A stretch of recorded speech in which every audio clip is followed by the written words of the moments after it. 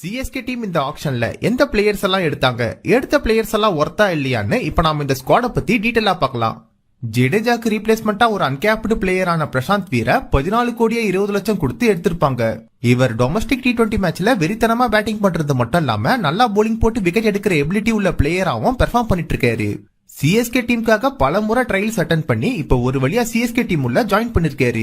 அடுத்ததா தோனிக்கு replacement player தேவன் முடிவு பண்ணி அதிக விலை கொடுத்து கார்த்திக் சர்மாவையும் ஆக்ஷன்ல எடுத்திருப்பாங்க. இவரும் டொமஸ்டிக் மேட்சஸ்ல அதிரடியா பிளே பண்ற பினிஷரா இருக்கிறது மட்டும் இல்லாம விக்கெட் கீப்பிங் பேட்ஸ்மேனாவும் பெர்ஃபார்ம் பண்ணிட்டு இருக்காரு.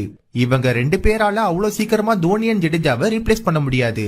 பட் இந்த வாய்ப்பை ஒழுங்கா யூஸ் பண்ணி அவங்க ஷைன் ஆனா இன்னும் சிஎஸ்கே டீம்ல பல வருஷத்துக்கு நங்கூரம் போட்டு பிளே பண்ண வாய்ப்பு இருக்கு.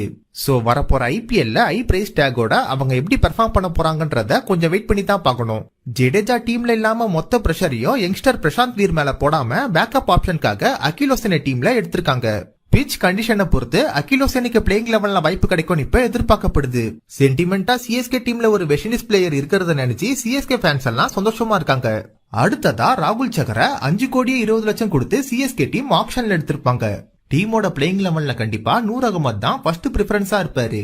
ஒருவேளை அவர் இன்ஜுரியால சில மேட்சஸை மிஸ் பண்ணாலோ இல்ல ஓவர்சீஸ் பிளேயர்ஸோட காம்பினேஷன் சேஞ்ச் ஆனாலோ ராகுல் சகர் பிளேயிங் லெவல்ல பெர்ஃபெக்ட்டா ஃபிட் ஆவாரு. ஆல்ரெடி ஸ்ரேயாஸ் கோபால் மாதிரி லெக் ஸ்பின்னர் ஸ்குவாட்ல இருக்கிறதால சிஎஸ்கே டீமோட லெக் ஸ்பின்னர் ஆப்ஷனுக்கு பஞ்சம் இல்லன்னு தான் சொல்லணும். அடுத்ததா ஃபாஸ்ட் போலிங் ஆப்ஷனுக்காக மேட் என்ட்ரிய 2 கோடி பேஸ் பிரைஸ்ல வாங்கி ஸ்டீல் பண்ணது மட்டும் இல்லாம பேக்கப் ஆப்ஷனுக்காக ஜாக் போல்ஸ்கே வாங்கி சம்பவம் பண்ணிருப்பாங்க. Overseas backup option plus allrounder ஆப்ஷனுக்காக மேத்யூ ஷாட்டை பேஸ் பிரைஸ்ல எடுத்து டீமை ஸ்ட்ராங் ஆக்கிருக்காங்க. டொமஸ்டிக் மேட்சஸ்ல தொடர்ந்து கன்சிஸ்டன்டா பெர்ஃபார்ம் பண்ணியும் புறக்கணிச்சிட்டு இருந்த சர்ஃப்ராஸ் கான சிஎஸ்கே டீம்ல எடுத்து அவருக்கு இப்ப நம்பிக்கை கொடுத்திருக்காங்க. மேல நம்பிக்கை வச்சு சிஎஸ்கே டீம் அவரை எடுத்ததுக்காகவும் இவ்வளவு நாள் போராட்டத்துக்கு அப்புறமா ஐபிஎல் அவருக்கு வாய்ப்பு கிடைச்சதுக்கும் சேர்த்து வச்சு அவர் ஜெஸ்ஸி மூவி ட்ரெயின்ஸ் ஸ்டோரி போட்டு இப்ப எமோஷன் ஆகிருக்காரு.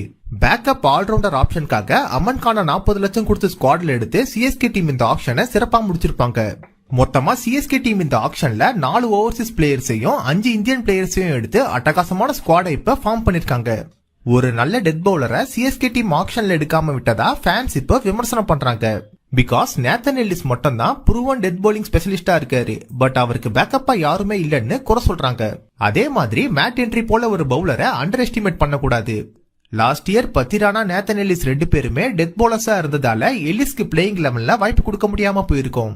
பட் இந்த முறை மேட் என்ட்ரியை வச்சு கலீல் அகமது கூட சேர்ந்து பவர் பிளேல போலிங் போட விட்டு கண்ட்ரோல் பண்ணிட்டு டெத் பவுலிங்க்கு நேத்தன் எல்லிஸை வச்சு ஆபரேட் பண்ண சிஎஸ்கே டீம் இப்ப பிளான் பண்ணிருக்காங்க. சிஎஸ்கே டீமோட பவுலிங் வீக்கா இருக்குன்னு சொல்றவங்க துபே இந்தியன் டீம்ல போலிங் போட்டு விக்கெட் எடுக்கிறத மறந்துட்டாங்கன்னு தான் சொல்லணும். சிவம் துபே இந்தியன் டீம்ல போலிங் போட்டு விக்கெட் எடுக்கிற மாதிரி கேப்ல 2 ஓவர் போட்டு 1-2 விக்கெட் எடுத்தா அது சிஎஸ்கே டீமுக்கு ரொம்ப யூஸ்ஃபுல்லா இருக்கும்.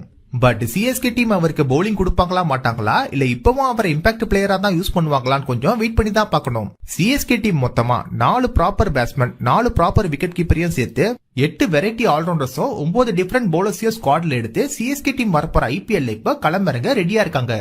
உங்க பாயிண்ட் ஆஃப் வியூ படி சிஎஸ்கே டீமோட ஸ்குவாட் ஒர்த்தா இல்லையா? இந்த ஸ்குவாடை வச்சு சாம்பியன் ஆக முடியுமா? மொத்தத்துல இந்த ஸ்குவாடுக்கு 10க்கு எவ்வளவு ரேட்டிங் கொடுப்பீங்கன்னு கமெண்ட்ல சொல்லுங்க. அடுத்தடுத்து வரப்போற வீடியோல மத்த டீம்ஸோட ஸ்குவாட் பத்தி செப்பரேட்டா பார்க்கலாம். புதுசா இந்த சேனல்ல வீடியோ பாக்குறவங்க மேலும் இது போல கிரிக்கெட் அப்டேட்ஸ்க்கு நம்ம சேனலை ஃபாலோ அண்ட் சப்ஸ்கிரைப் பண்ணிக்கோங்க.